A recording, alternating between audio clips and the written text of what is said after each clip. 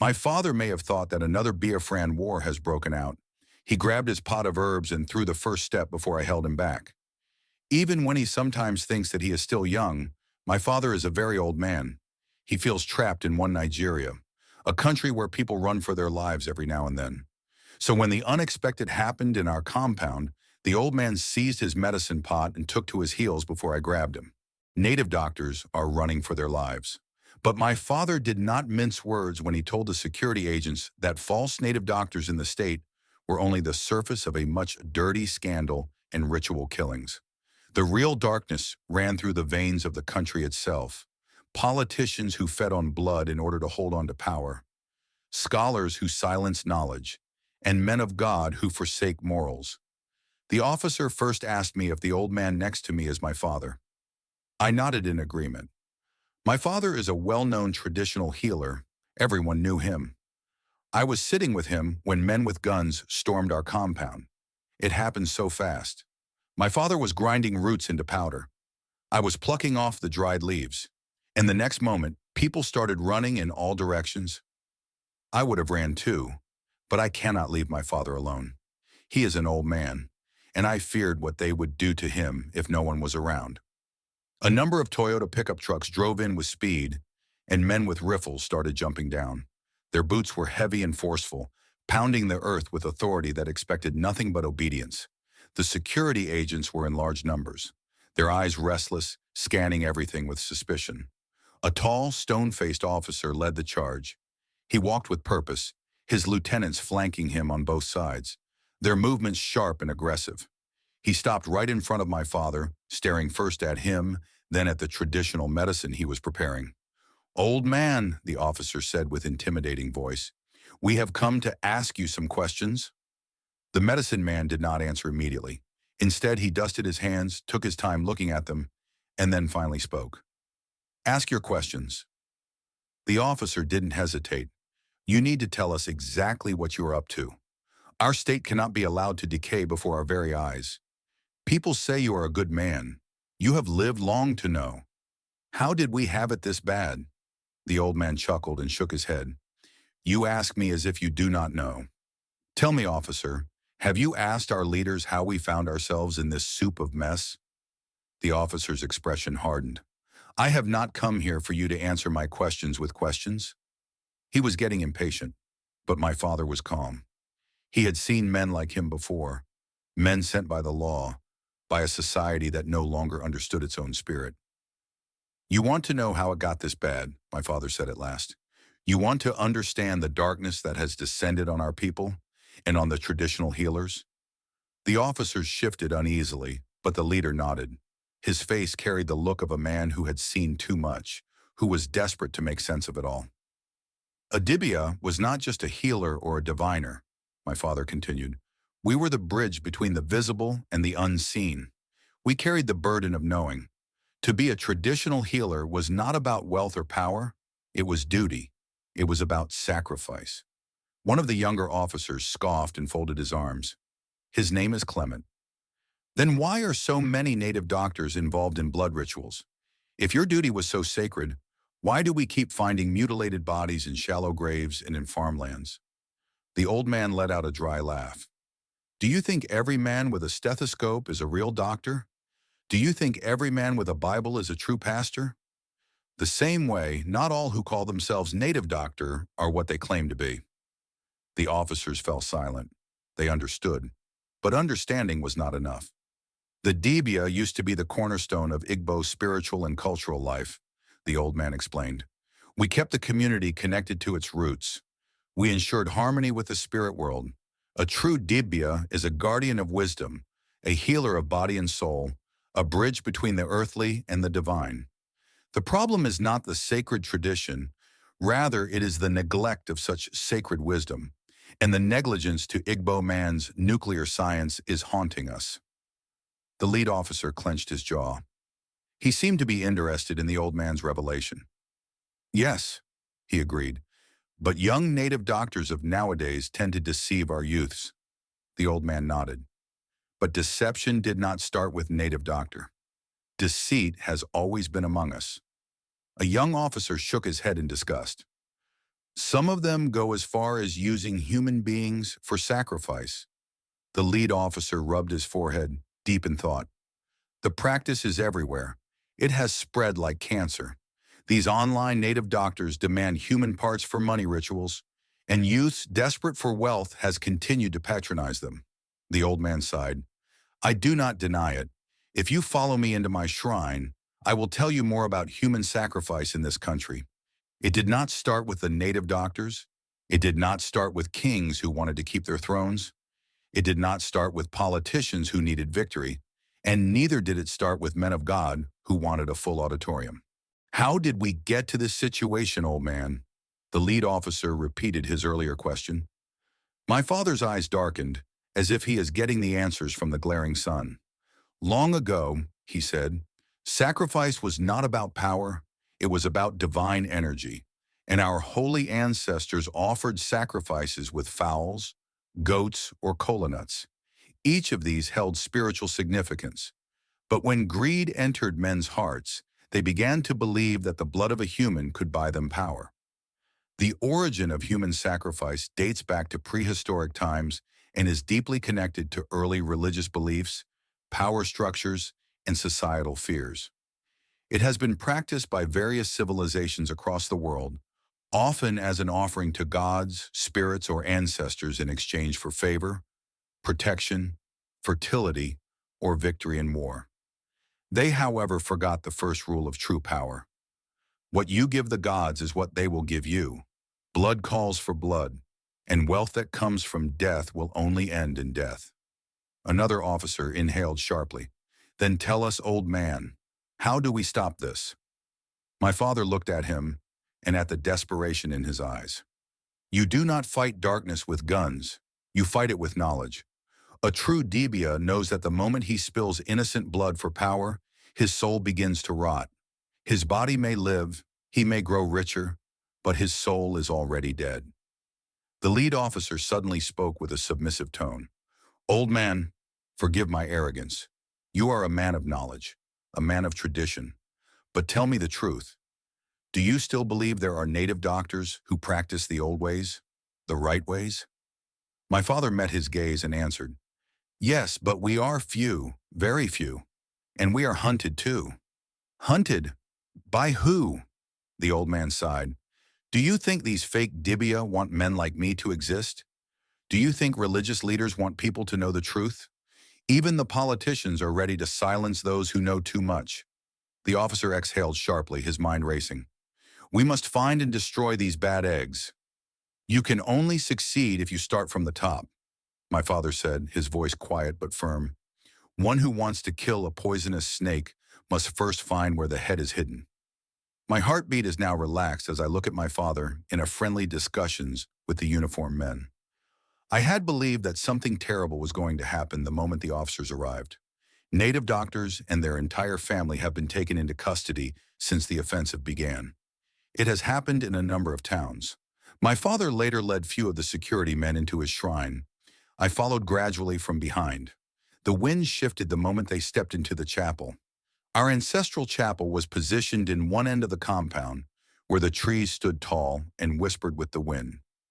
As he led the group of officers inside, the air grew heavy with the scent of burning herbs and aged wood. Skulls of animals and carved wooden masks hung from the ceiling, swaying gently as if moved by unseen hands. In the center of the room stood a low, round table, covered in white chalk symbols. The officers leaned in, their eyes dark with something between fear and hunger for the truth, their guns safely hanging behind their shoulders. My father reached for a bundle of cowries, shaking them before letting them tumble onto the surface. The shells landed in a chaotic pattern. My father looked closely at the shells, his face lined with years of wisdom. He looked at the officers and interpreted to them what he saw. Long ago, when the land was still pure, a group of men gathered in the heart of a dark forest. They were not warriors, nor were they kings. They were men of greed, traitors and murderers, chosen by forces unseen to forge a new nation. But nations are not built on ink and paper alone. They needed power, and power has a price. Deep in the belly of the earth, in a cave where the air was filled with the stench of burning flesh, they met the ones who would rule from the shadows. Give us a nation of our own, that which we shall rule as it pleases us, the leaders pleaded. A voice neither man nor beast answered from the darkness. It shall be given, but the land will never know peace. Blood must flow, and the people will be our harvest. In every generation, they will be poor, divided, and hopeless. They will fight one another, never knowing the true enemy. And you, the voice grew heavier, crawling into their bones. You will rule forever, but your thrones must be paid for with the lives of your own people.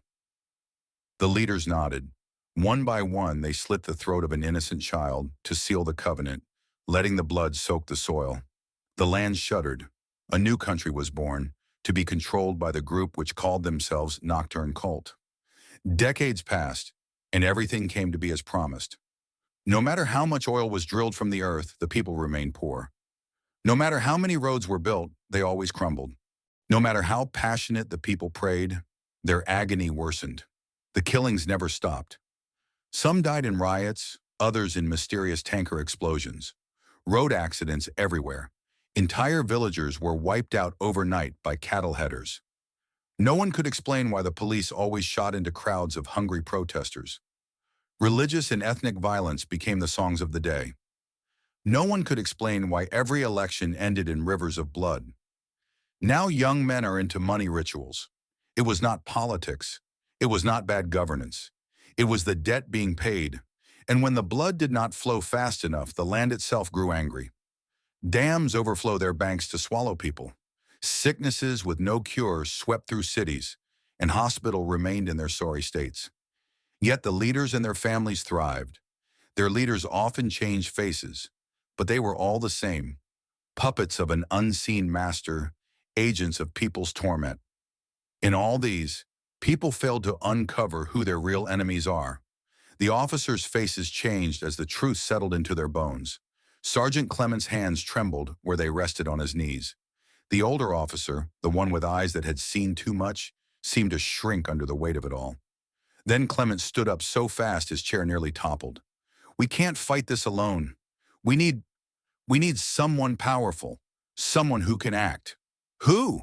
The older officer frowned, his eyes still lost in the dark place where my father's words had dragged him into. The governor, Clement answered. I stiffened where I stood. Did he just say the governor? He has forgotten that it was the governor that sent them in the first place. I turned my gaze back to my father, waiting for his response. The old man studied Clement for a long moment, his expression unreadable. Then he let out a breath. And what makes you think the governor is not already part of this? Most of our leaders in this country are all members of Nocturne cult. If you are not a member, then you must swear on their altar before ascending any throne. A chill ran down my spine. I had wondered the same thing. From where I stood, unseen, unheard, I realized something. The officers had entered the shrine as men seeking answers. But now they had become men with a terrible choice. Step back into ignorance or walk deeper into the darkness. Whichever path they chose, I knew one thing for certain. Nothing would ever be the same again. The governor not involved, the older officer said. At least, we don't think he is. The killings, the disappearances, he's been troubled by them. He even launched a special task force to investigate. He glanced at me, his expression tight. That's why we're here. You must come with us, old man. My father rubbed his chin, feeling the weight of what was coming. You want me to come with you? To arrest me or what? Sergeant Clement nodded, his jaw set. The governor needs to hear the truth. He needs to understand that this is bigger than street crime. We are fighting something rooted, something systemic. And you think he will listen? Sergeant Clement hesitated. He has to, he has no choice. Fine, my father agreed. I will go with you. Sergeant Clement exhaled in relief. The older officer gave a single nod, and so we all left. At the governor's office, the governor sat behind a massive mahogany desk, fingers tapping lightly against the polished surface. His face was calm, composed, but his eyes missed nothing. When we entered, he studied me and my father for a long moment before turning to his officers. I was told you had something urgent. Sergeant Clement cleared his throat, his voice steady but tight. Your Excellency, the ritual killings in this state, the disappearances, they are not random. The governor leaned forward slightly. Go on. I watched him carefully, noting the small details, the slight stiffness in his jaw, the way his fingers hesitated before tapping again. Sergeant Clement continued. It is all connected. The fake native doctors, the false prophets, the greedy politicians, the ritual killings and the kidnappings. They are part of something much bigger. They are known as Nocturne cult. The tapping stopped. The air shifted. The governor's gaze moved to my father. And you, old one, what do you know of Nocturne cult? The old man smiled, but there was no warmth in it. I know it as the place where power and sacrifice mix, where knowledge is buried and corruption thrives. I know the true native doctors were silenced so the false ones could rise. And I know that some among you politicians belong to Nocturne cult. The room grew heavy with unspoken words. The governor did not blink. He leaned back in his chair, watching everyone. Then after a long silence, he exhaled. Do you know why you are still alive, old man? I guess I know, my father answered. Because I am not afraid to die. The governor's lips curled into the ghost of a smile. Good. He stood moving to the window, hands clasped behind his back as he gazed over the vast city. His voice, when he spoke again, was quiet. This thing you speak of, it is old. Older than this government. Older than you, old man. He turned back to his officers, his expression unreadable. It will not fall easily. Sergeant Clement took a step forward, fists clenched. We must fight it. The governor's lips twitched, amusement or something else. And if I do, what makes you think I will survive? I studied him. He was not a fool. He understood the weight of power, the cost of action. I watched my father tap his staff repeatedly against the floor. You will not survive if you do nothing. The spirits are already watching. The people are restless. Nocturne cult must be pulled down. You must decide where you stand. The governor held a steady gaze for a long time. Then he nodded. He turned to his officers. Leave us. I must speak with the old native doctor alone. Sergeant Clement hesitated. But the older officer grabbed his arm. Let's go. They stepped out, the heavy doors shutting behind them. I sat quietly beside my father in the governor's office. The room was large, cold, and too quiet. The governor sat across from us, his face serious. His men have brought my father to him to discuss the terrible crimes happening in the state. People were disappearing, and strange killings had become common. The whole state was afraid. Chief, the governor said, looking at my father, we must do something to stop this. My father nodded. He always listened more than he spoke. Then the governor turned to me. Young man, step outside. I need to talk to your father alone. His voice was firm, leaving no room for argument. I hesitated, but my father gave me a small nod. I had no choice. I stood up and left the room. As I waited in the hallway, my mind raced. Why did the governor want me out? What was he afraid I would hear? I couldn't press my ear to the door. It was too thick, and guards stood nearby. Instead, I walked up and down the hallway, my heart beating fast. I imagined their conversation. Would my father indict him? Or is the governor going to warn my father to stay away from the dreaded cult? Could the big man be a member of Nocturne cult? Minutes passed, but it felt like hours. When the door finally opened, the governor stepped out first. His eyes met mine, and for a brief moment, I saw something in his face. It was a mixture of worry and fear. Or was I just imagining things? Help me make a sense of it all. And thanks for listening. Please don't forget to subscribe, like, and share. Hit the notification bell for more inspirational gospel. Stay safe and live good.